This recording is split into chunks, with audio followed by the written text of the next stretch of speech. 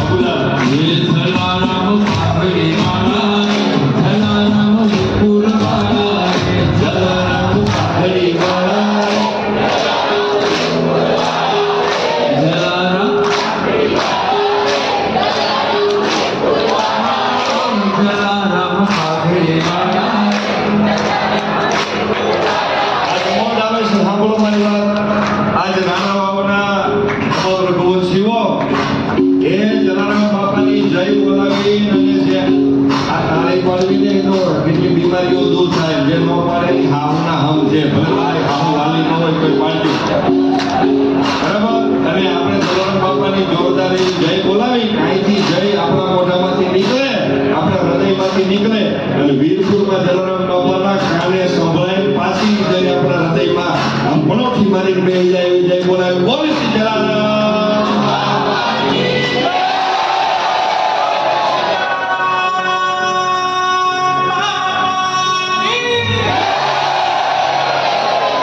જલારામ વીરપુરમાં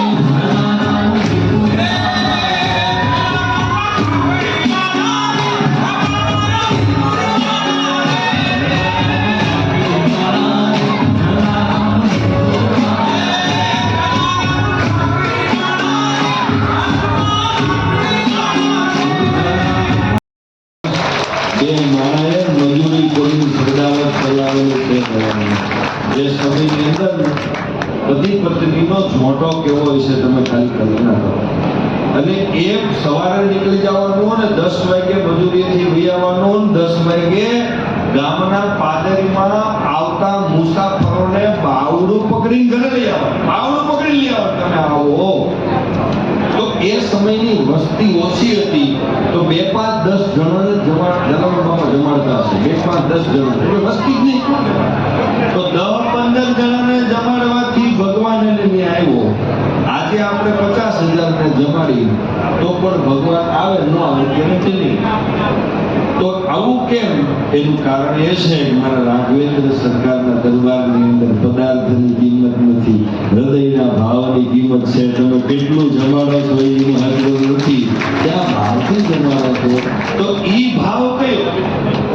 આપણે એમ કઈ બધા ભાવથી જમતો, એનો ભાવ જલા બાપાનો કયો ને આપણો. આ સમજવા માટે જલારામ બાપાને સાંભળવા પડે, જલારામ બાપાનું જીવન સાંભળવું પડે, વારંવાર સાંભળવું પડે. અને મહત્વની વસ્તી એ સમયની અંદર હવે સામે વાળો માણા કેવો છે એ કેમ ખબર પડે?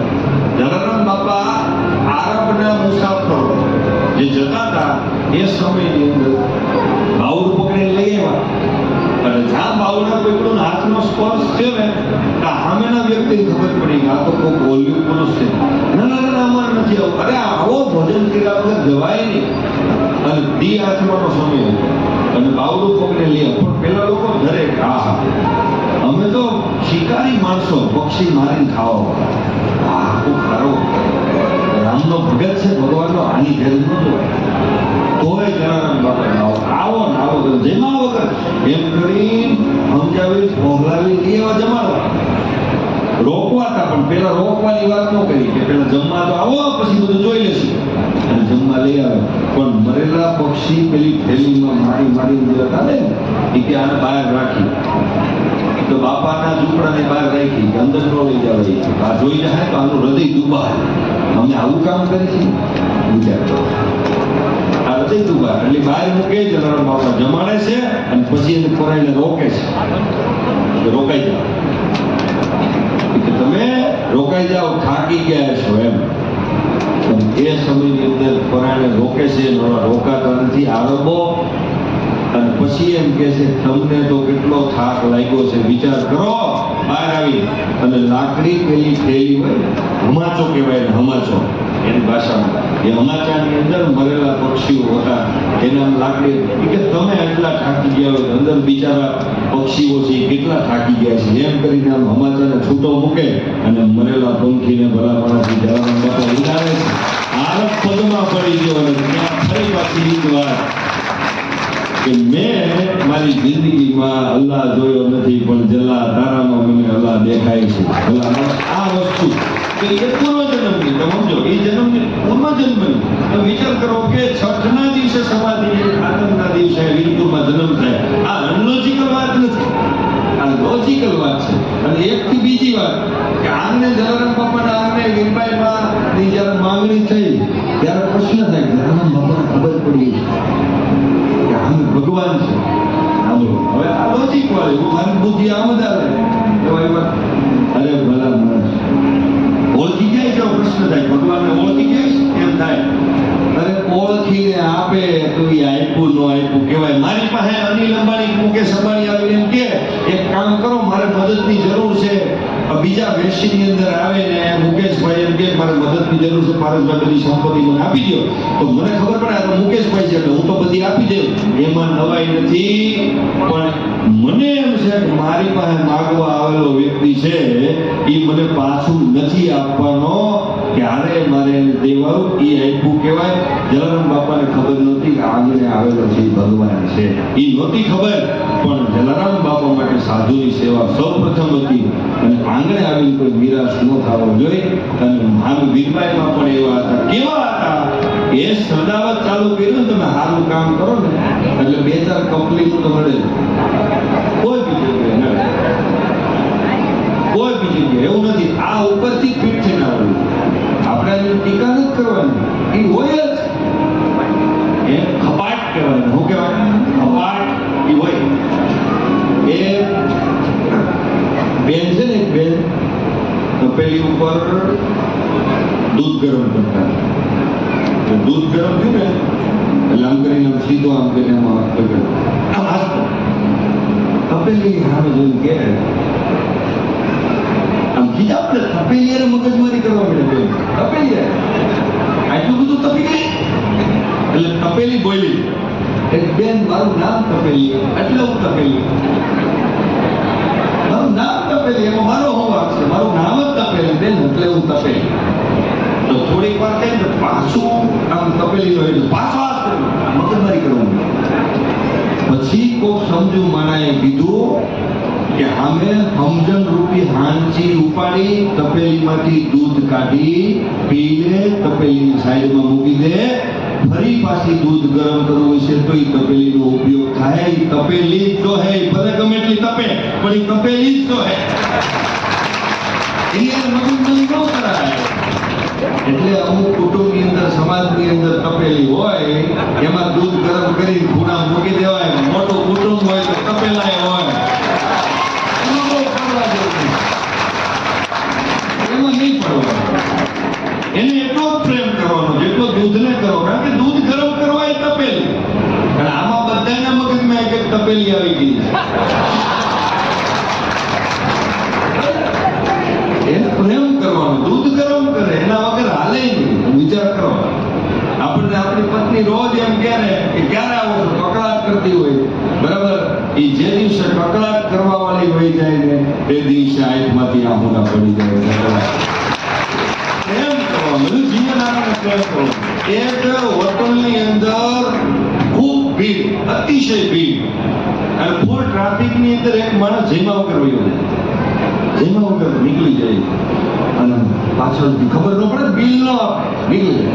એટલે એક દિવસ મેનેજરની નજર ગઈ. મેનેજરે જોયું જેમાં વગર ગયો, શેઠના કાનમાં આમ જો. વેપારીના દીકરા છે, શેઠ કોને કહેવાય? હકીકતે આપણે આ ગુણ જનરેટ કરવાનો. પહેલા તો તપેલી મગજમાં ફિટ કરવાની છે. પહેલી વસ્તુ તપેલી. આપણે સમાજનો વિકાસ કરવો હોય તો તપેલી. ઓકે. બીજી વસ્તુ આ કે શેઠને વાત કરે, શેઠ એક જૂનો 3 મહિનાથી બિલ દીધા વગર ગયો. એટલે શેઠે કીધું 3 મહિનાથી નહીં, 6 મહિનાથી ગયો. કે તમને ખબર છે? ભાઈ ફોન નીચે મૂકી.